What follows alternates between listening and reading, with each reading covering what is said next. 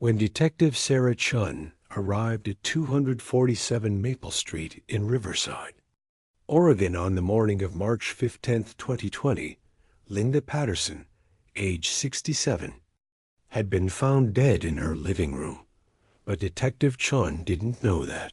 Linda had been recording everything for 15 years. That her neighbor's son had been terrorizing her since 2005. That Linda had documented every threat, every intrusion, every moment of fear. That she'd kept silent to protect the town's most respected family. And that her death would expose the darkest secret Riverside had ever known. Making this one of the most heartbreaking cases in Oregon history. Linda Patterson was the kind of woman everyone loved, but no one really knew. A retired elementary school teacher who'd spent 42 years shaping young minds, she lived alone in the modest two-story house she'd inherited from her parents. Her garden was immaculate. Her Christmas lights were always the first up on the block. She volunteered at the library every Tuesday. She was, by all accounts, the perfect neighbor. But on that cold March morning, Linda's perfection shattered. Her body was discovered by Margaret Wells, Linda's closest friend and fellow retired teacher, who'd come by for their usual Sunday morning coffee. Margaret had a key. Linda always gave her friends keys, always made sure people could check on her. When Margaret opened the front door and called out Linda's name, she was met with silence. The kind of silence that feels wrong, heavy, final. Linda was lying at the bottom of her stairs, her neck twisted at an impossible angle, her eyes still open, staring at nothing. The coffee pot was on in the kitchen. The television was playing the morning news on mute. Everything looked normal. Except Linda was dead. Detective Sarah Chun, 43, 18 years with the Riverside Police Department, had seen her share of elderly deaths. Falls were common.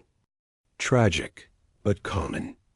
The stairs in these old houses were steep, the railings sometimes loose. Linda was 67, living alone, probably lost her balance. Open and shut case. But Detective Chun didn't believe in open and shut cases. "When did you last see her?"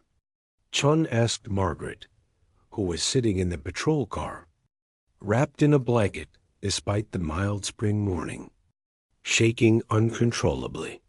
"Yesterday afternoon," Margaret said, her voice barely above a whisper. "We had tea." She seemed ... nervous, distracted. I asked if everything was okay. She said yes. But Linda always said yes. "What do you mean?" Margaret looked up, her eyes red and swollen. Linda never complained, never asked for help, never wanted to be a burden. Even when things were hard, she'd smile and say everything was fine. Detective Chun made a note. Nervous, distracted, always said yes. The medical examiner arrived at 10:47 a.m. Dr. Robert Kim, 61, had been Riverside's ME for 23 years. He'd examined Linda's body with the methodical precision of someone who'd done this thousands of times. Broken neck, consistent with a fall, bruising on her arms and shoulders. Also consistent with a fall, she'd probably tried to catch herself, but there was something else. "Sarah," Dr. Kim called from the bottom of the stairs. "Come look at this." Detective Chun crouched beside him. Dr. Kim pointed to Linda's right hand. Her fingers were clenched, as if she'd been holding something. And there, barely visible under her fingernails, were tiny fragments of fabric. Dark blue fabric. "She grabbed someone," Dr. Kim said quietly. "Or something. This wasn't just a fall." Detective Chun's instincts, honed by nearly 2 decades of investigation, suddenly screamed, She stood up, her eyes scanning the staircase. The railing was solid. The steps were clear. No obstacles. No reason for Linda to fall, unless someone pushed her. "I want a full autopsy," Sean said. "And I want this house processed as a crime scene." What Detective Chun didn't know yet, what no one knew yet, was that Linda's house held 15 years of secrets. 15 years of evidence. 15 years of silent suffering that Linda had meticulously documented, knowing that one day the truth would matter. And this is exactly where everything changed. Detective Chun began walking through Linda's house, not as a casual observer, but as an investigator. The living room was neat. Too neat. Books arranged by height on the shelves. Magazines stacked in perfect piles. Photographs in exact rows on the mantel. This was the home of someone who controlled what she could control. The kitchen was the same. Dishes washed and put away. Counters spotless. But on the refrigerator, held by a magnet shaped like an apple, a gift from a former student, probably was a note in Linda's handwriting. "If anything happens to me, check the cameras. Check the cameras." Detective Chun felt her pulse quicken. She turned to Officer Mike Rodriguez, who'd been first on scene. "Did you see any security cameras?" "No, ma'am." "Not outside. What about inside?" They found the first camera in the living room, disguised as a smoke detector. The second in the kitchen, hidden inside a decorative clock. The third in the upstairs hallway, built into a bookshelf. The fourth in Linda's bedroom, concealed in a picture frame. Linda Patterson had been recording everything. "Get our tech team here now," Detective Chun said. "I want every second of footage recovered." But what Detective Chun was about to discover would shock everyone in Riverside. Because Linda hadn't just been recording for days or weeks. She'd been recording for 15 years. And the footage told a story that no one wanted to believe. The story of how a respected family's son had terrorized an elderly woman for over a decade, and how Linda had stayed silent, protecting her tormentor, until the day he killed her. Wait, don't miss this detail. The tech team arrived at 2:15 p.m. Jake Morrison, 29, Riverside PD's digital forensics specialist, had expected to recover maybe a week's worth of footage. Standard home security setup. Instead, he found a sophisticated network of cameras connected to a massive external hard drive hidden in Linda's attic. "Detective," Jake called down from the attic ladder, his voice filled with disbelief. "She's got 15 years of footage here. 15 years. That's over 5 terabytes of data." Detective Chun climbed up to see for herself. The attic was cramped and dusty, but in the corner, carefully organized on metal shelving, were dozens of labeled hard drives, each one marked with dates: 2005 to 2007, 2007 to 2009, 2009 to 2011, and so on, all the way to 2019 to 2020. Beside the hard drives was a leather journal. Detective Chun picked it up with gloved hands and opened the first page. Linda's handwriting neat and precise, like a teacher's. January 3rd, 2005. "I'm starting this journal because I need to remember. I need proof. Today, Brian Whitmore came into my house while I was at the grocery store. I know it was him because he left his baseball cap on my kitchen counter. When I asked his mother about it, she said I must be mistaken. But I'm not mistaken. This is the 3rd time in 2 months. I'm installing cameras tomorrow. Brian Whitmore. Detective Chun knew that name. Everyone in Riverside knew that name. The Whitmore family owned half the town, the lumber mill, the hardware store, 3 restaurants, and most of the commercial real estate on Main Street.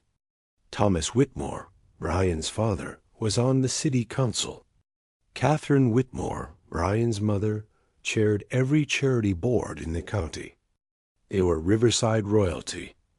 And Brian Whitmore, their only son, was 37 years old, unmarried, and still living in the guest house behind his parents' mansion right next door to Linda Patterson. Detective Chun felt a cold weight settle in her stomach. She continued reading. January 15th, 2005. Brian broke my garden gnome today. I saw him do it on the camera. He walked into my yard at 2 a.m. and smashed it with a rock. Then he urinated on my roses. I don't understand why he hates me. I taught him in 3rd grade. He was such a sweet boy then. February 8th, 2005. He's been watching me. I can see him in his window, staring at my house. Sometimes for hours. It makes me uncomfortable, but I haven't done anything wrong. I keep my curtains closed now. March 22nd, 2005. Brian came to my door today and asked to borrow sugar.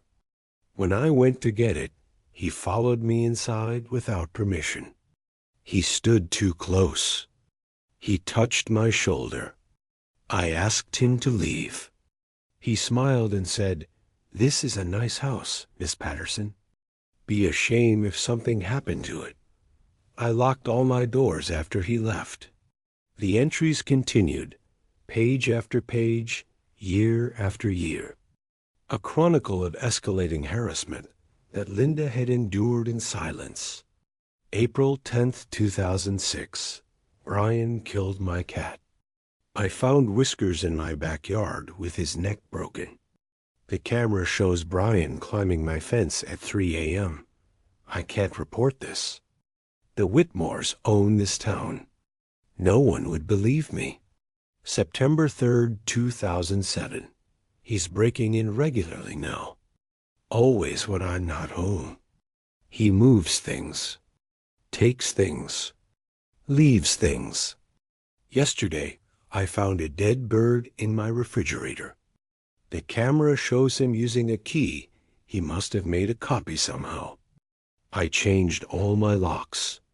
He broke a window the next night. December 25th, 2008. Christmas. Brian came over drunk. He pounded on my door for 20 minutes, screaming that I ruined his life, that I gave him a bad grade in 3rd grade, and his parents never forgave him. I was too scared to call the police. I hid in my closet until he left. Detective Chun's hands were shaking as she read. This wasn't just harassment. This was systematic torture. And Linda had documented every moment, but told no one. June 14th, 2010. I tried to tell someone today. I went to Chief Morrison, Jake's father. Sean realized, who'd been chief until his retirement in 2015, and showed him some of the footage. He watched for 5 minutes and said, "Linda, the Whitmores are good people. Brian's had some troubles, but he's harmless. Maybe you're misinterpreting things. He didn't even watch all the evidence." I left feeling ashamed, like I'd done something wrong. I won't try again. There it was. The reason Linda stayed silent. She'd tried to get help, and the system had failed her. The Whitmore family's influence had protected Brian, and Linda had learned that her truth didn't matter. But Linda didn't give up. She kept recording, kept documenting, kept building her case, even if she never thought anyone would see it. November 2nd, 2012. Brian has a new pattern. He comes over every Friday night around 11 p.m. He walks through my house while I pretend to sleep. Sometimes he stands at my bedroom door for 10-15 minutes, just watching me. I'm terrified, but I don't know what to do. If I confront him, I'm afraid of what he'll do. If I report him, no one will believe me. So I lie still and pray he leaves. March 17th, 2015. 10 years. It's been 10 years of this. I'm 62 years old. I'm tired. But I keep recording because I hope, that someday this will matter. Someday someone will believe me. August 9th, 2017. Brian threatened me directly today. He said if I ever tell anyone about our special relationship, his words, he'll make sure I lose everything. He'll tell people I'm senile, that I'm making things up, that I'm a lonely old woman who's obsessed with him. And people will believe him because he's a Whitmore. January 1st, 2020. New year. New decade. I'm 67 now. I don't know how many years I have left. But I've decided something. I'm going to tell Margaret everything. I'm going to show her the footage. I'm going to finally ask for help. I can't live like this anymore. The journal ended there. 2.5 months before Linda's death, Detective Chun closed the journal, her jaw clenched. She climbed down from the attic and found Jake Morrison already reviewing footage on his laptop. Jake, I need you to focus on the last 72 hours. I need to know if Brian Whitmore was in this house before Linda died. Jake's fingers flew across the keyboard, pulling up Saturday night footage now. The screen flickered, then showed Linda's living room in night vision green. The timestamp read March 14th, 2020, 10:47 p.m. Linda was sitting in her armchair, reading a book. She looked peaceful, safe in her own home. Then, at 11:03 p.m., a shadow moved across the screen. Brian Whitmore entered through the back door. He still had a key, even after all these years. He was wearing dark clothes and moved with the confidence of someone who'd done this hundreds of times before. He walked through the kitchen, into the living room, and stood directly behind Linda's chair. Linda didn't turn around, didn't acknowledge him, but her hands, visible on the book, were trembling. "Hello, Miss Patterson." Brian's voice came through the audio, slurred and angry. He'd been drinking. "Still up reading? Always the teacher, aren't you?" "Brian, please leave," Linda said quietly, her voice steady despite her shaking hands. "It's late." "It's my house too," Brian said, walking around to face her. "You know that, right? This whole street belongs to my family. You're just renting, living here on our generosity. I own this house, Brian. It was my parents' house. For now." Brian leaned down, his face inches from hers. "But you're getting old, Miss Patterson. Old people fall. Old people have accidents. Old people die, and no one asks questions." Linda stood up, her book falling to the floor. "I want you to leave now." "Or what?" Brian laughed. "You'll call the police? Tell them what? That the poor, troubled Whitmore boy is bothering you again? They didn't believe you before. They won't believe you now." "I have proof," Linda said, and Detective Chun could hear the fear in her voice, but also something else, defiance. "I have 15 years of proof. Every time you've broken in, every threat." Every Brian's expression changed. The mocking smile disappeared. "What proof?" I've been recording everything, Brian. Everything. And if anything happens to me, people will see it. They'll know what you've done." There was a long silence. Brian stared at Linda, his face unreadable in the grainy night vision footage. Then he smiled again, but this time it was different, colder. "Well then," he said softly, "I guess I better make sure nothing happens to you. Wouldn't want your little recordings to go public, would we?" He left through the back door at 11:17 p.m. Linda stood in her living room for several minutes after he was gone, then walked to her kitchen and wrote the note that Detective Chun had found on the refrigerator. "If anything happens to me, check the cameras." Linda knew. She knew Brian would come back. She knew what he was capable of. And she'd left a message, a final act of defiance, ensuring that her silence would end with her death. The next footage was from Sunday morning, March 15th, 2020, 6:23 a.m. Brian Whitmore entered through the back door again. Linda was upstairs, getting dressed for church. The camera in the upstairs hallway showed her stepping out of her bedroom, Bible in hand, completely unaware that Brian was in her house. She reached the top of the stairs. Brian appeared at the bottom, looking up at her. "Good morning, Miss Patterson," he said.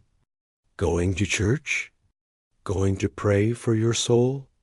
Linda gasped, her hand flying to her chest. "Brian, you scared me. What are you doing here? We need to talk about those recordings."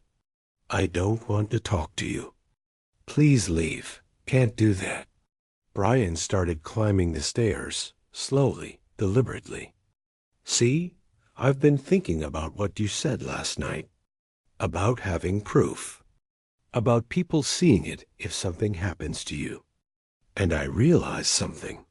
He reached the top step, standing directly in front of Linda. "If something happens to you, it needs to look like an accident. A fall, maybe. Tragic, but not suspicious. And then I can find those recordings and destroy them before anyone else does." Problem solved. Linda's face went pale. "Brian, please. I won't tell anyone. I'll erase everything. Just please." "Too late, Miss Patterson. You should have stayed quiet." What happened next took less than 5 seconds, but Detective Chun would watch it hundreds of times in the coming weeks. Brian grabbed Linda's shoulders. Linda grabbed his shirt, the dark blue shirt that would leave fabric under her fingernails. Brian pushed. Linda fell backward, her arms flailing, trying to catch the railing, trying to stop her fall. Her body tumbled down the stairs, each impact visible and horrifying, until she landed at the bottom, her neck twisted, her eyes open. Her life gone. Brian stood at the top of the stairs for a moment, breathing hard. Then he walked down, stepped over Linda's body, and left through the back door at 6:26 a.m. 3 minutes. That's how long it took for Brian Whitmore to murder Linda Patterson and walk away. Detective Chun stopped the footage. The room was silent except for the sound of Jake Morrison crying quietly at his laptop. "Get me a warrant," Detective Chun said, her voice hard as steel. "I want Brian Whitmore in custody within the hour. And I want every member of the Whitmore family brought in for questioning. This ends now." Just when they thought justice was served, Brian Whitmore was arrested at 4:32 p.m. on March 15th, 2020, at his parents' estate. He was in the guest house, packing a suitcase, plane tickets to Mexico, or on his bed. He'd been planning to run Dot when Detective Chun read him his rights. Brian smiled. The same cold smile from the footage. "You can't prove anything," he said. "It's her word against mine. And she's dead." "It's not her word," Detective Sean replied. "It's her camera's. 15 years of footage, including the moment you pushed her down the stairs this morning." The smile disappeared. Brian Whitmore was charged with first-degree murder. His parents hired the best defense attorneys in Oregon. They tried everything, claiming the footage was doctored, that Linda was mentally ill and had fabricated everything, that Brian had diminished capacity due to alcohol abuse. They offered plea deals. They threatened lawsuits. They used every ounce of their influence to protect their son. But this time, the evidence was too strong. The truth was too clear. The trial lasted 3 weeks. The prosecution played hours of footage showing Brian's 15-year campaign of terror. They showed the journal entries. They showed the final confrontation. They showed Brian pushing Linda down the stairs. The jury deliberated for 2 hours. Guilty on all counts. On November 3, 2020, Brian Whitmore was sentenced to life in prison without the possibility of parole. He's currently serving his sentence at Oregon State Penitentiary. He'll die there. But the story doesn't end with Brian's conviction. Linda Patterson's death changed Riverside. The town that had protected the Whitmore family for generations suddenly saw them clearly. Thomas Whitmore resigned from the city council. Catherine Whitmore stepped down from every charity board. The family sold most of their businesses and left town within a year. And Linda's house, 247 Maple Street, became something unexpected. Margaret Wells, Linda's best friend, worked with the city to turn it into the Linda Patterson Center for Elder Safety.